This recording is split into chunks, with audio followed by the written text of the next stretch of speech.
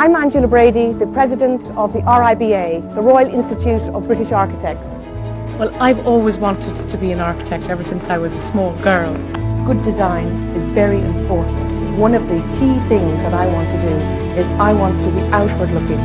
I want to bring architecture to the public, and I want to bring a good understanding of the value of architecture. And that is in everything we do, where we work, live, play, our homes, our schools, our hospitals. I think that women are desperately needed within our profession, and I will do my utmost to keep pushing for more women in architecture.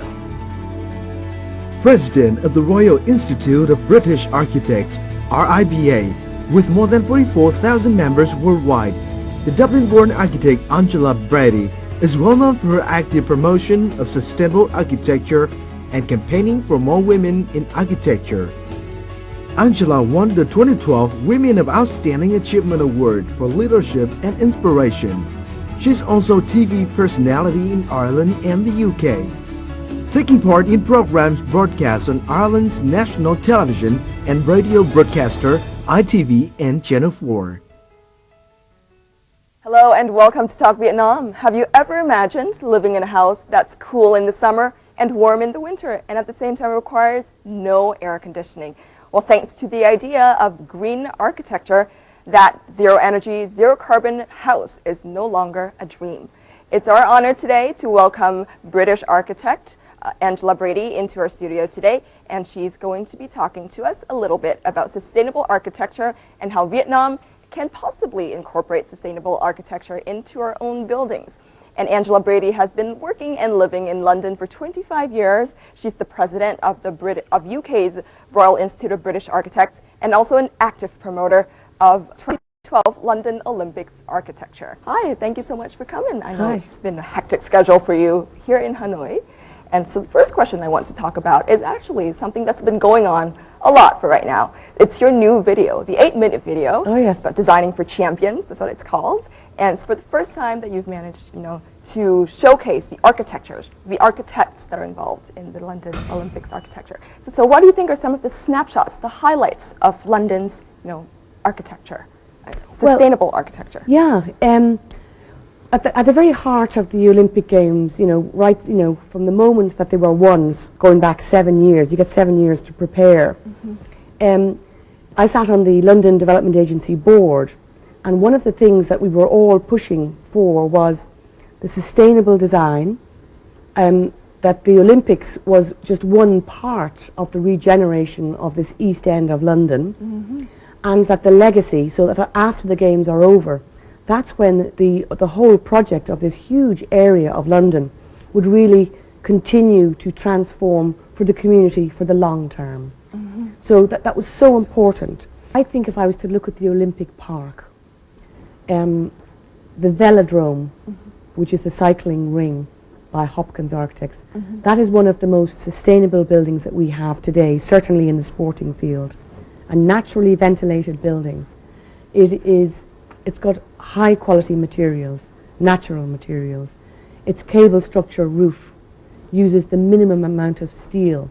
If you compare that, for example, to the Beijing bird's nest, it is less than 10% of the steel, mm-hmm. for a similar type of structure. The timber and the ventilation on the timber it looks beautiful. And I think that the very tight way that they have wrapped this building around the function, mm-hmm. and around the audience, and that you can also use this building for entertainment events as well. I think that the flexibility that's been built into that is sustainable. The water system is sustainable. The way it's cooled with its underground system of cooling and then using the natural stack event, mm-hmm. is unique and it's world class. I see. If we were looking at other buildings at the Olympics, you have the basketball arena, mm-hmm. which is completely demountable. Uh-huh. The seating, for example, it's all temporary. I see. And goes back to where it was rented from to Wow. be reused in other venues. But that whole Olympic structure by Wilkinson Eyre Architects, who are again leading world-class architects. But there are lots of structures in the Olympics that were only built for a short time. The acoustic stage, which I show in my film, mm-hmm. Comes in 3 sizes. Exactly. It can be put up in 2 or 3 days and taken down in 2 or 3 days and transported anywhere. It is state-of-the-art acoustic design where you do not need amplification. So because of the way it's designed, like a big pebble. So you don't need any electricity at all? No amplification. Wow. They use it for lighting and for effect, and occasionally for some amplification. But you do not need like another stage, open stage. This has been acoustically designed using Arab engineering acoustics. So top quality. And what I love about the Olympics is that the whole landscaping has been sustainable in its design, in the choice of plants and trees, in the landscaping, in the way it's drained, in the way it links into the water system. The whole thing, from the early design stage to the future, 50 to 100 years beyond, is the most sustainable Olympic design to date. And that is a great achievement for all of our UK designers. The London Olympic 2012 Games was a wonderful opportunity for architects and engineers and designers to showcase their skills on a world stage. Here we present a handful of these projects which demonstrate innovation and design skills, leading to a legacy that will benefit years to come.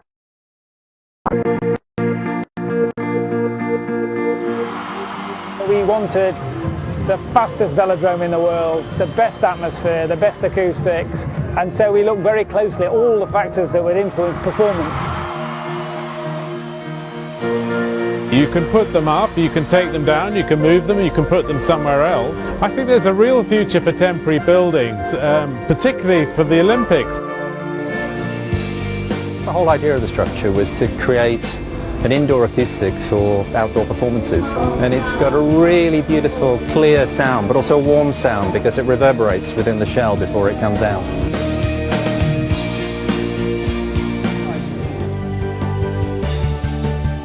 It takes about 3 days to build, about a day to take down, and it packs down into in about 2 trucks.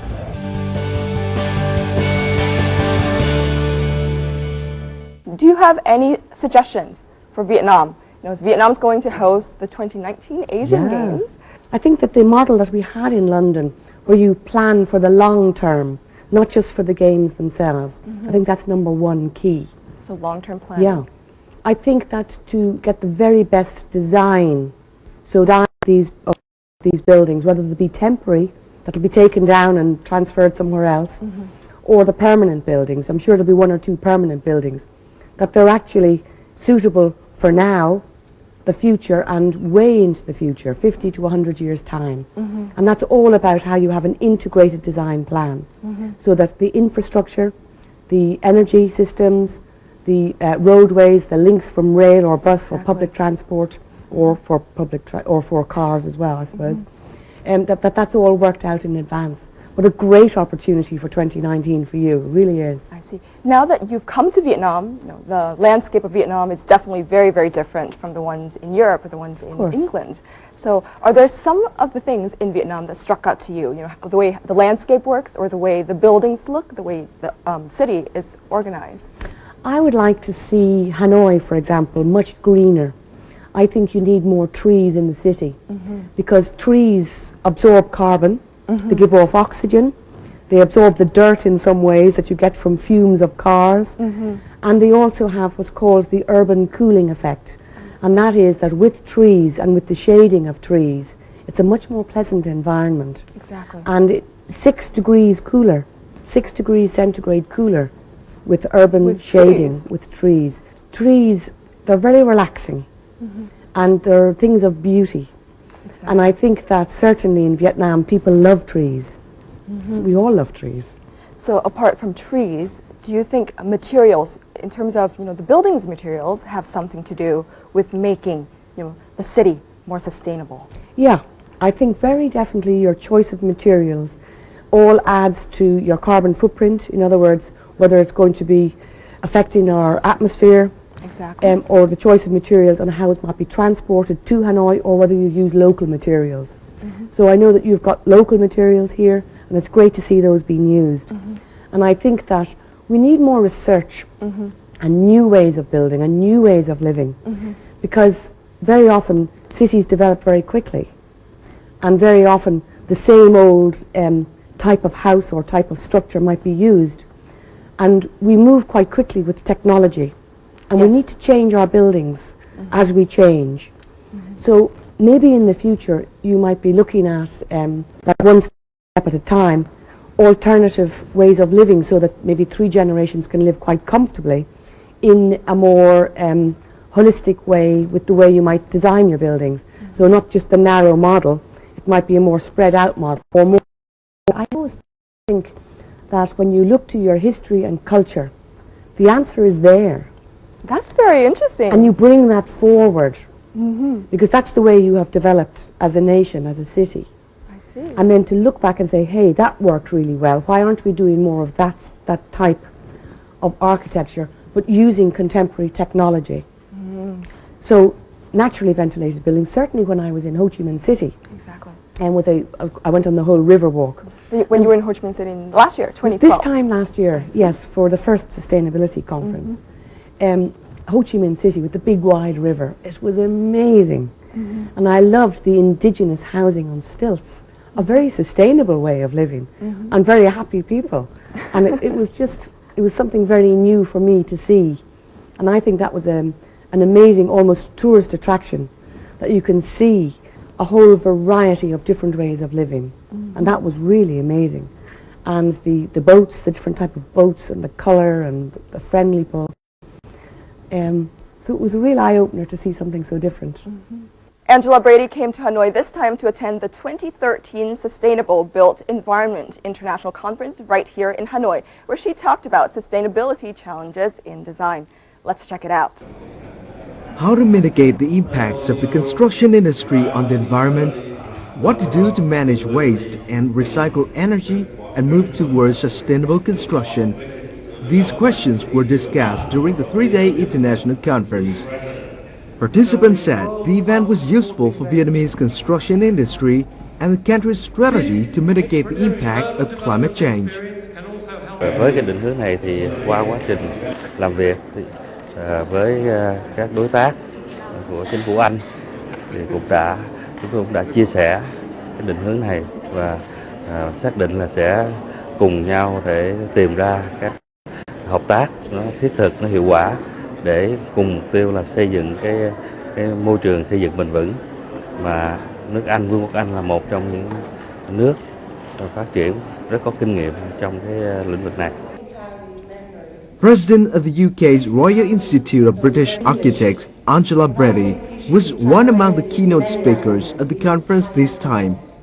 She helped bring to the event many internationally recognized architects and experts. Angela also shared her ideas on how to achieve sustainable architecture by knowledge sharing and promoting integrated design strategies. We signed a memorandum of understanding with the School of Architecture in Ho Chi Minh City. This is a great step forward. It means we're going to link together on many ways of research, joint practice, maybe look at a pilot project. And I think that this way of sharing knowledge, both professionally and with education and with practice, is a really good way forward. And I think it will help you understand sustainability from our point of view, and we can learn from you too.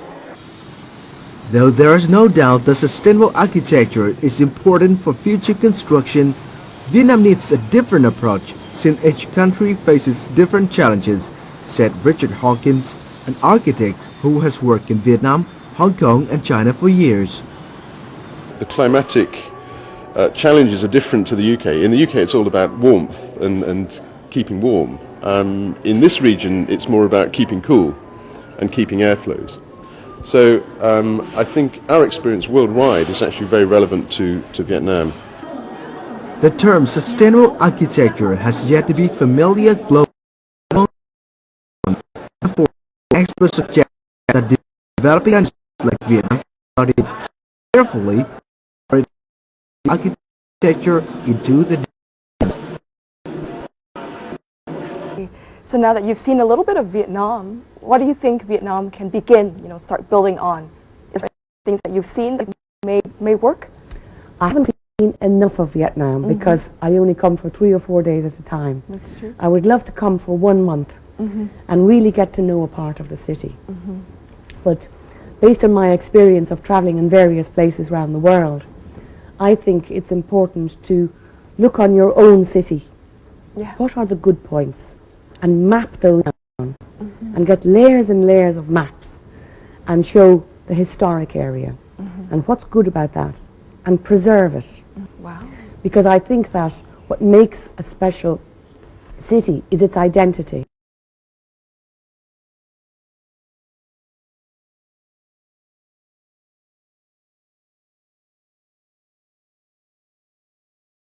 Because they need high levels of energy, high levels of air conditioning, there's too much glass in them, and are not built with the nature of the surrounding area. And although a lot of people say, oh, well, we want to have something like the West, something like the Americans, or something like the European, you can do your own. You can do Vietnamese style, suitable for the type of climate you have here, that has your style. Exactly. Yeah, and I think that is the way forward. And I think that when I went downtown to the Old Quarter today, it was amazing. It was really amazing. Okay, too many cars and bikes and great hustle and bustle, but it has its own unique identity. And I would love to see some of those streets with no traffic, only walking, and on a bicycle. Wow. That's what I would like to see. And I would like to see that maybe street by street you would have a special interest street, and that all of those owners of the street shops and houses and units would get together and they would do it up as an exemplar, as a pilot project. And they'd say, okay, this is street number one step at a time, and we're going to bring this back to its original beauty. And it might mean taking down a lot of the signage, and it might mean opening it up a bit more and painting it up a bit, but it might be just a way of saying, okay, let's try an experiment. And if it works, it works. Yeah. And I think that there needs to be a step-by-step change in the transport system in Hanoi. And I think that is possible. I think that a move more towards electric, and an electric type car, or the pedal bicycle, which has an electric motor attached when you need it. Exactly. But it's generally a much greener transport. But a public transport system, and I know it's already started because I could see the very good work already started, a public transport system where people can rely on getting from A to B easily without having to get out their bike or whatever, their motorbike. So can you cite some examples of, a successful green urban city in the world today? Well, I think, although we have some in the UK, I want to suggest some other places like Copenhagen, Amsterdam. These are two cities that I know very well. I lived in Copenhagen for 1.5 years, many years ago when I was a student. And the transportation system there was far ahead of anywhere else in the world. Wow. Bicycle, buses and trains on time. Easy to get around the city. Well, we're talking about a much smaller city, a couple of million. The same as I'm from Dublin in Ireland, small city again. They're working on their transportation system to get it better. But I think certainly places like Amsterdam, where the bicycle and the pedestrian is king over all other transportation, that is the way forward. And that's why I love those cities. I love the housing that they have in North Europe. They have co-housing, where many families can live together, and you can have a flexible housing arrangement, 1 bed, 2 bed, 3 bed, depending on the needs at that time of your life. So if you have a big family or more family or extended family, and you can be within the same community with common facilities, where you can eat together when you want to, you have your privacy when you want to. So a co-housing model, I think, is a wonderful model. So how is the green urban architecture developing in the UK and Europe and the world as a whole? And can you compare that with the situations in the developing countries? Yeah, I think people are much more aware now of green urban architecture. I think if you look at even places like Cuba grow vegetables in the streets. I haven't been to Cuba now myself, but from my friends that have been there, it's a very sustainable city, and it's changing. In Switzerland, many of the streets are turned over to grassland and trees, where they are saying every second street in this area, no cars, bicycles and walking.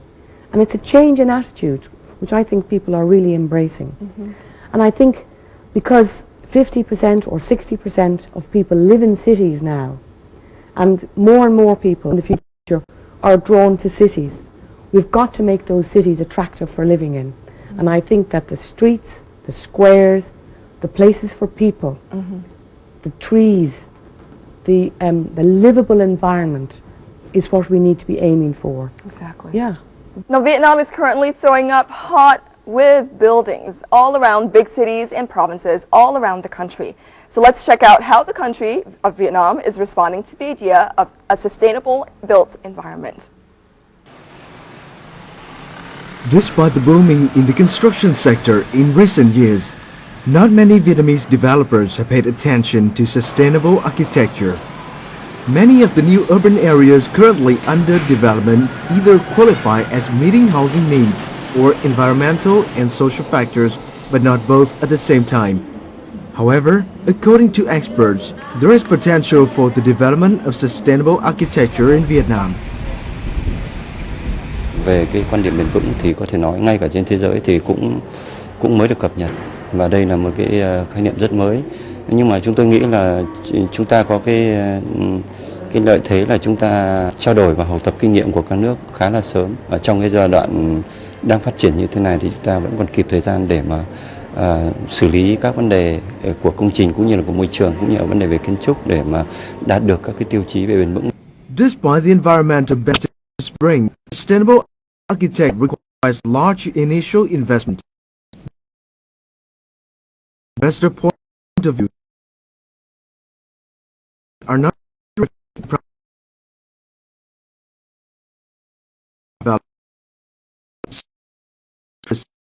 and concern about future. I would like to encourage the building up of their own wastewater treatment facility, wherein most probably the wastewater can be recycled so that you can make use of that for watering the plants. So it would also be nice in their environmental impact study, before they submit that to the government of Vietnam, there should always be another chapter aside from wastewater about that solid waste management program in every community. While the global construction sector consumes an average 24% of the total energy for residential housing, the figure is doubled in Vietnam, standing at 54%. Vietnam also has yet to handle the technology to produce environmentally friendly building materials, and that's why the CO2 emissions are high. Experts urge Vietnamese architects to find their own approaches to sustainable architecture. Don't copy us because we have made some mistakes. Design your communities for how you live and for your people, and your people will move there and enjoy their life. Don't copy us because we're not perfect and we use a lot of energy and we're expensive. A lack of legislation and criteria are the main reasons why Vietnamese developers pay little attention to sustainable architecture. This is compounded by wrong assessments on the costs and benefits of green designs, which leading to little investment in the sector. While efforts have been made to raise awareness of sustainable architecture, only a small fraction of sustainable designs have been implemented in reality. Vietnam itself is experiencing very, very hot growth in construction. You know, we're cutting down a lot of trees, we're building up a lot of new buildings, and that has done a big toll on the environment. So in your opinion, how can Vietnam move towards a sustainable built environment, but at the same time still be climate friendly and nature friendly? I think for every tree you cut down, you plant 2 new ones. Oh. So you have a policy in place, asked for by the people, that the government will implement, or the government might say, what do you think, and let's do this. So it's a matter of really getting the green belt, getting these green lungs in cities. In Ho Chi Minh City, for example, there's the Thang Da area, which I believe is a wonderful opportunity to create an oasis of sustainable design, to have a green, very lush area for growing vegetables, for planting lots of trees, to have a park for people to go to, so that it's a destination place. So tourism is one of the biggest financial incentives for any growing city. Exactly. They've got to make the city attractive, and people like to be able to go, you know, Ho Chi Minh City's got a fantastic Tang Da Park. It's got animals as well, and it's got indigenous architecture and indigenous people, and it shows the history and culture and identity, and it's got a pilot project for sustainable design. That's right. Imagine if you had something like that. I would definitely be on that plane to go and see. Oh, wow, that's awesome. So in terms of looking at the location itself, what was it about the location that, you know, sticks out to you as, okay, this is the place that can possibly hold a pilot project in sustainability? Well, on the Tang Da one, Yes. in Tang Da, because I went up the river and I could see from a distance the way a lot of tall buildings were being built that didn't look part of the natural habitat, I see. and they looked alien. Some of the buildings looked quite alien, the glass skyscrapers. And I thought, well, maybe this is not the right direction. There are other ways of building which are more low-rise, and maybe 4, 5, 6 stories, and you can develop areas of new cities that are more people-orientated, with the streets and the squares and the shopping and the business and the homes and the flats. Exactly. So there's lots of opportunities. But when I saw Tang Da, it was an unspoilt area. It had a lot of character, and it's important. And it was part of the old Silk Route, the old Silk Road. So it had so much history attached to it. Exactly. And I think that you've got to preserve some areas, and I think that needs a red line drawn around it. Preserve this area. And wouldn't it be wonderful if, for the climate for Ho Chi Minh City, that a pilot project with a university park campus might be in that area, building using indigenous materials, of ways of using the old ways with modern technology. Exactly. So I think that's a potential. So are there any indigenous materials in Vietnam you might have seen that may work? Well, I know that you have bamboo, for example. Bamboo is an underused material, I believe. And that is a very sustainable material. It's a very good building product. It breathes easily. It doesn't move or expand too much. So I think more experimentation with bamboo. I see. With anything that you can grow, and you have a wonderful climate for growing quite quickly because of the temperate climate.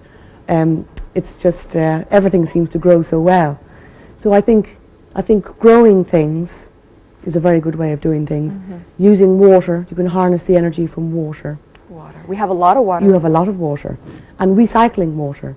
And we use brown water, green water, grey water. There's a lot of different ways. So I think we can learn from each other. We can share knowledge. We can do research together. And I think that really bringing new ideas and new ways through pilot projects and having that integrated design model where you're planning long term, always planning long term.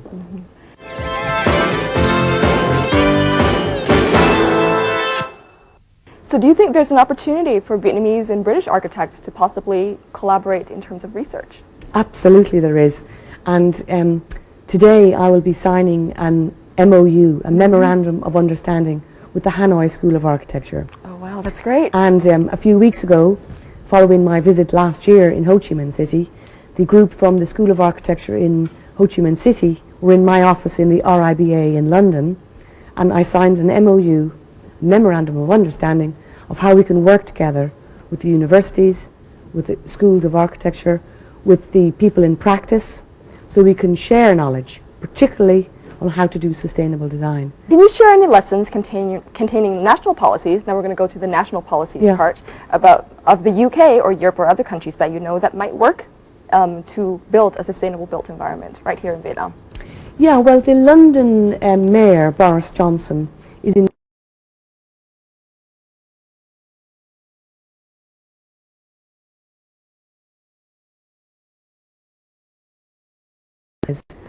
they are particularly pushing high sustainable building, the best ideas and the best designs. They're using public transport as a #1 key to cut down major traffic. They've got a bike scheme where you can pick up and hire a bike. They've got a car hire scheme, so you can just use a credit card and pay by the £5 an hour to use a car if you need to. Wow. They've got a congestion zone penalty. So if you want to bring a car into the 5-mile limit of the city centre, I think it's 5, maybe it's less than 5 miles, but maybe it's 5 kilometres. 5 kilometres. If you want to go into the city centre, you have to pay £8. That's a lot of money. Even if you go in for 2 minutes, if you go past that zone in a car, you have to pay. Wow. So it keeps cars out. Exactly. It makes people use public transport, and now there are safer cycle routes. So there's a huge cycling boom in London right now. There's different cities in England that I'm pretty sure, you know, has different potentials in developing green. So among the cities that you've seen in Vietnam, which city do you think has the most potential to becoming a green city? I think all cities have potential. You've got to have the political willpower. You've got to have the people that want to have a more sustainable lifestyle. So with those two together, it is worth investing in green architecture. It only costs about 6% more, which is very little. Wow, that's very little. Because you make the savings over the years. And it's the way you design. It's the way you orientate your building towards the sun or towards the north or south, if you want shading or if you want to get sun. If you want to use solar panels or whatever way you want to use your water systems within the dwellings themselves. All about reducing, recycling, reusing. Exactly.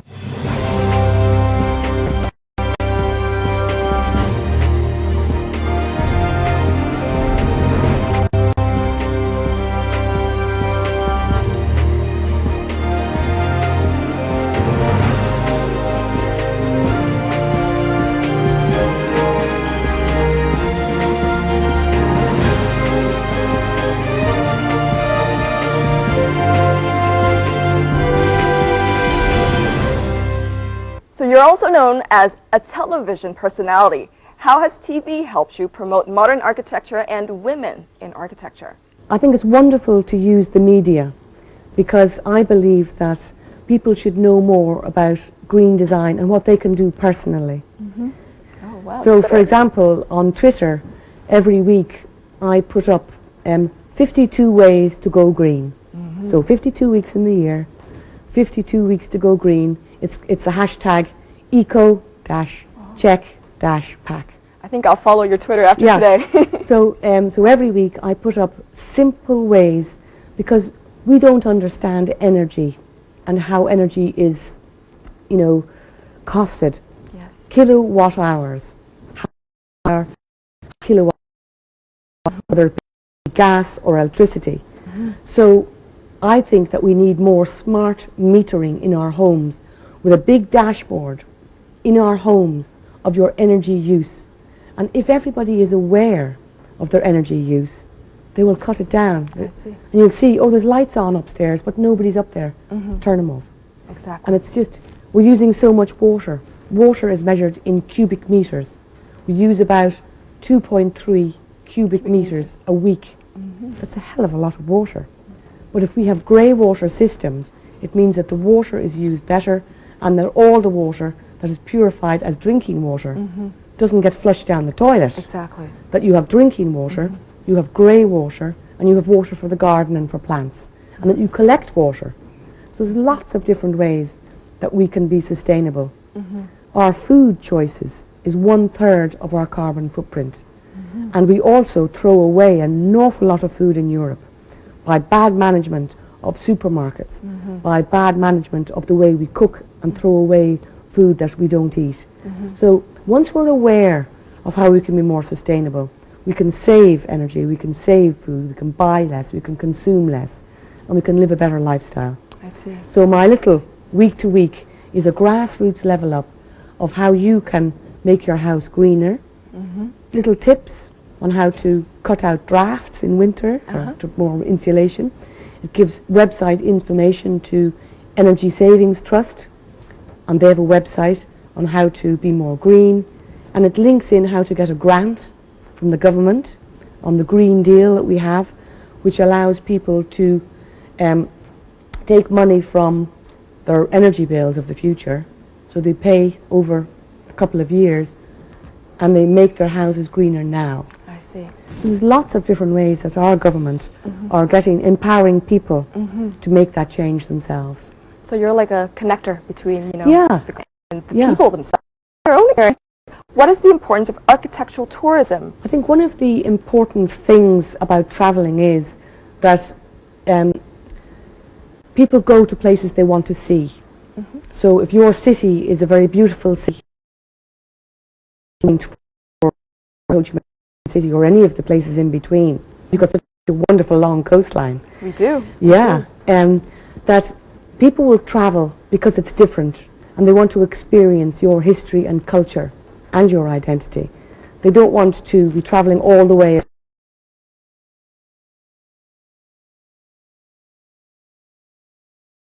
What's special about Vietnamese craft work, about the way you might do things differently. That's what I would come for. I would come to see what's special and unique about Vietnam, the beautiful buildings, and then I can see those beautiful buildings through history. Exactly. I mean, tourism is huge for people to see the beautiful cities, and I believe as a nation our cities reflect the way we think about ourselves, our people and our culture. Exactly. And the more that we see of that, the more you will get people appreciating what you do for your own people.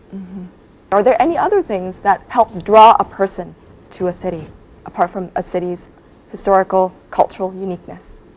People are drawn to people's friendliness, and the Vietnamese people, very like the Irish people, are very friendly. And I think that people like to have good hospitality. Yes. Vietnamese have fantastic hospitality. Well, I've always wanted to be an architect ever since I was a small girl. I think that women are desperately needed within our profession, and I will do my utmost to keep pushing for more women in architecture. I go into schools, I run workshops from 6-year-olds up to 16-year-olds. And when you go into schools and you say, hey, I'm an architect and I love my job, it's just fantastic for kids to see that, to see role models and say, hey, I could do architecture too. I was asked to chair Women in Architecture at the RIBA, and it was a wonderful opportunity to actually have a voice. I showcased Diverse City exhibition, and it went to 34 cities around the world, promoting what we do as women architects and engineers. We've got a returners course and we have a mentoring program. To win this award for me personally, I have admired Wise for many years, and I think to have some thanks for all the hard work that you've done with your colleagues. We don't work alone in this. It is really a real honour.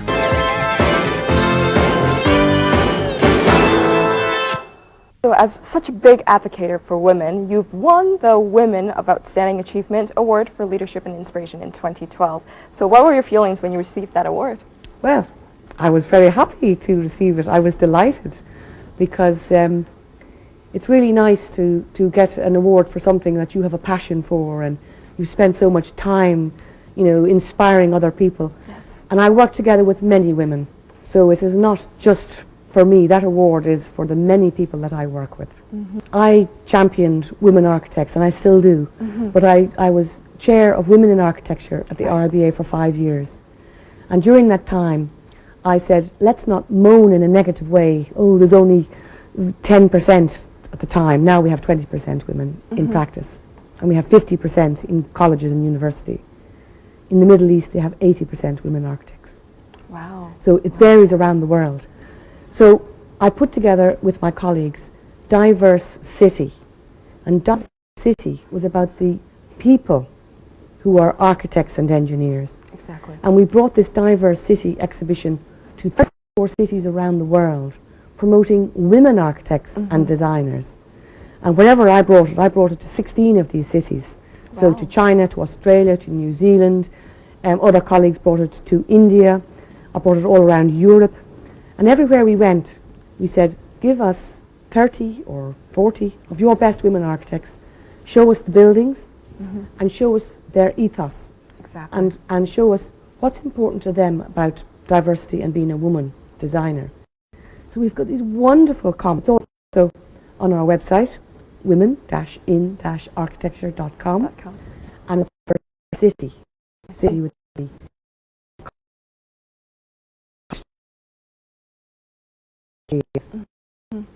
And women are very sustainably minded. They're very community minded. That's true. And we are very good communicators. You'll find in television there are a lot of women as well. But I think that women and men together make better sustainable architecture. We can't just have one voice on this. Addressing your inauguration as the president of RIBA in September 2011, you once said, "Architects foresee, create, and build. We create change." Can you elaborate on this? You've done your research very well. I believe that architects have vision. We are visual people. What we need to do is share vision with people who are building, whether it be governments, whether it be developers, whether it be private individuals. And because we are trained as designers, we have the knowledge to design sustainable buildings and sustainable communities. And design for people at the end of the day. We are not building icons to ourselves and to our egos. Exactly. Although in the past, many people have been accused of this. Sometimes clients want egotistical buildings to themselves or their corporations. I believe that time has passed. I see. I believe that the new way forward is creating livable communities for people, where people want to live. People want to come because there are beautiful buildings and streets and squares that have quality, have identity. And we can help create. So our last question, in your opinion, what are the prerequisites that Hanoi must have to become a city that you like with the buildings and with green sustainable architecture? And how many years may it take us to achieve that? I think you have to go one step at a time in Vietnam towards sustainability. The first step is the political will. So your politicians and your rulers need to want to make the city sustainable. The people who live here must want to have a more sustainable and green city. Together, the starting point will be the master plan. How do you work the master plan? To look at the problems you have, to do some research on how to resolve those problems. Traffic is a huge problem. Exactly. You haven't got gridlock yet, it's not far off. So you've got to sort out your transportation models. You've got to make your city greener physically. And I think a huge tree planting scheme, linear parks, safe cycle routes to bring back the bicycle, which a lot of our European cities are doing now, would be another step. Another step would be, how do we make our existing buildings more sustainable without using air conditioning? They can be adapted. They can be reused. All new buildings should be set at a code for proper sustainability, so that all new buildings, particularly public buildings, you have the willpower. It is not that much more expensive. It's a small amount more. Percent, you said. Yeah, for long-term saving. Exactly. Because we must cut that bill to make our air better. And to have more trees, our air quality will go up. To have less traffic, our air quality. And our health, everybody's health will be better. Exactly. But creating that beautiful city in the way you build based on your own history and your own culture, I look forward to seeing. Thank you so much for being on the show today. I know it's been very, very hectic for you in Hanoi, but thank you for talking to us about, how history can be preserved and how tradition can be used to make buildings more modern, and how green buildings must be catered, modern architecture should be catered to the needs of the community. So thank you so much. Thank you. It's been a pleasure here, and thank you for asking me. Thank you. I hope to come back. Thank you. We hope to see you back. Oh, great. And that's it for this edition of Talk Vietnam. I'm Mai Phuong. Thank you for watching the show, and we'll see you next time.